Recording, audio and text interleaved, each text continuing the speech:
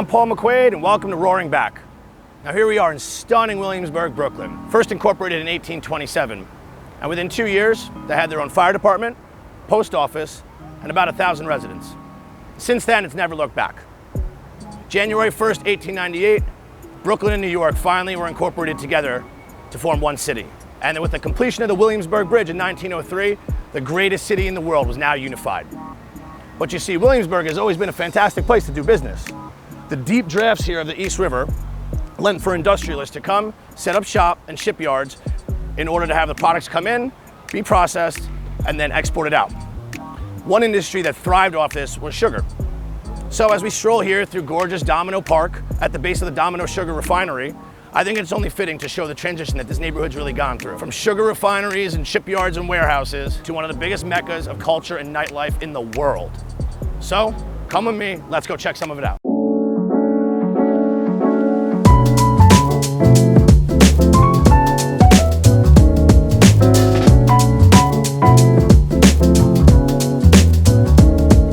When I said Williamsburg was the mecca of culture and nightlife, I wasn't kidding. You could have a full day, top to bottom, experiencing all the amazing spots this neighborhood has to offer. You could start your day off with a run at McCarran Park. From there, you can go cool down with a dip at the pool on the Williamsburg Hotel. After that, go grab lunch at one of the amazing restaurants in the neighborhood. Two of my personal favorites happen to be Cafe Colette and Cafe Mogador. And then after that, maybe it's golden hour drinks. So many amazing rooftops here, from Westside at the William Vale, or my personal favorite, Summerlee at the Hoxton Hotel. After that, the night's really yours. You could either go to one of the many clubs in the neighborhood, RIP Output. I would be remiss not to mention one of my favorite and the best clubs in the world that no longer exists. But while Output no longer exists, there are many other options. And sometimes though, you just want to end your day with a cold beer. And there happens to be one of the most famous breweries in the world right down the block, Brooklyn Brewery. So, come with me, let's grab a pint.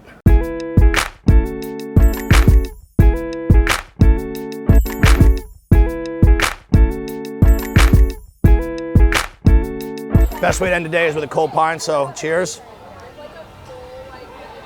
This is a fantastic wheat beer, brewed in conjunction with CIA, the Culinary Institute of America. Very, very nicely well balanced.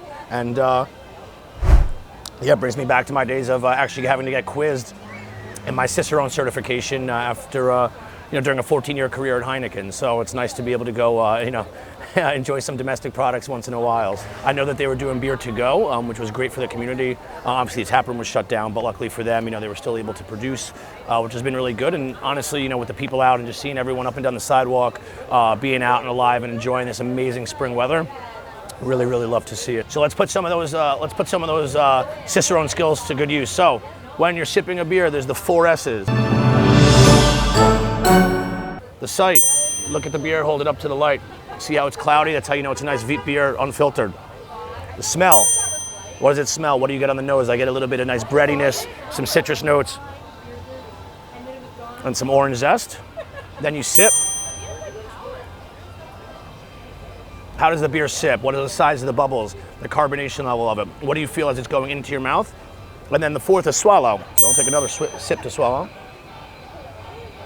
Is swallow. And what you want to do is get the mouthfeel of the beer. So is it heavy? Is it bready? Do you taste the alcohol? This is a very light beer. I think it's about 4.8. So very refreshing, very light. Once you start getting into a little bit of the, the imperial porters and things like that, and the 9%, that's when you really, really feel it. You feel it kind of grab your throat a little bit. So that's how you taste the beer, the 4 S's.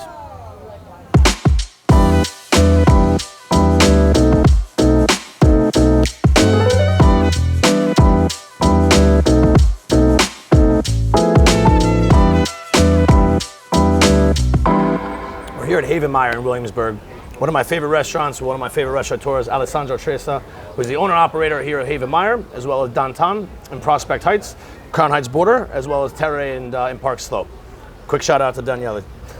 So, Alessandro, welcome. How are you?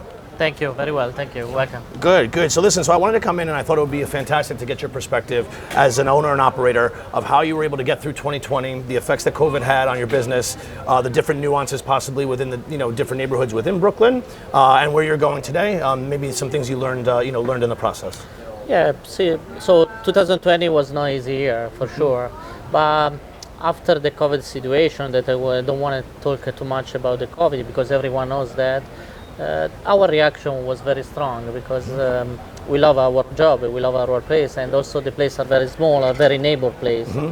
And the reaction from the neighbor are very, very nice. Yeah, they help us for everything that we would like to do, for the outdoor dining, for everything that it happened. And so what were some of the things that you learned coming out of COVID? How were you able to adapt the business, especially here? I know you had opened up a little marketplace outside, and can you just talk to us a little bit about that? After everything happened, what I'm thinking is what I can do to survive, especially the beginning.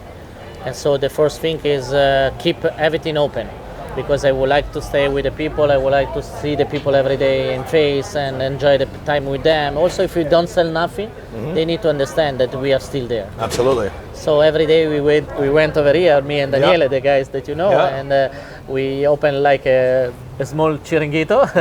And we sell cocktail to go and something like that. But every day we were here.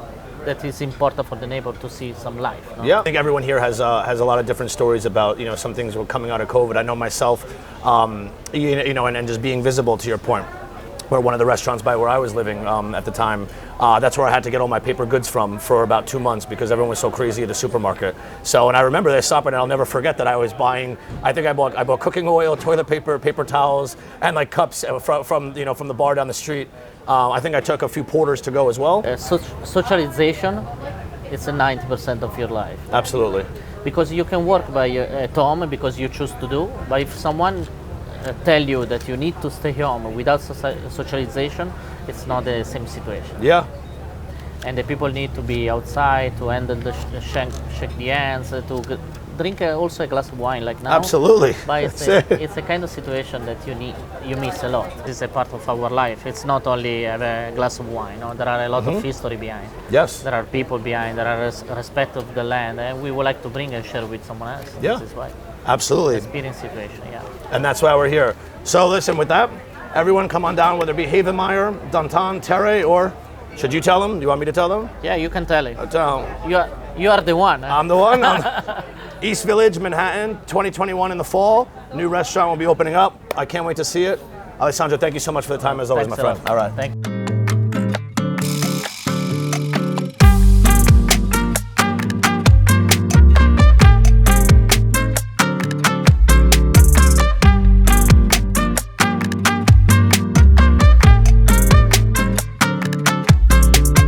Man, I cannot tell you how much I enjoyed bringing you guys through Williamsburg. Everything is here, from the amazing parks, to hotels, to restaurants, to nightclubs. If you want it, it's here. So if you're not here, get here. Book a flight, get on a train, whatever you need to do. Come visit New York this summer because the vibe is amazing, the energy is even better, and we are roaring back like none other. Thanks for stopping by, and I'll see you next time on Roaring Back.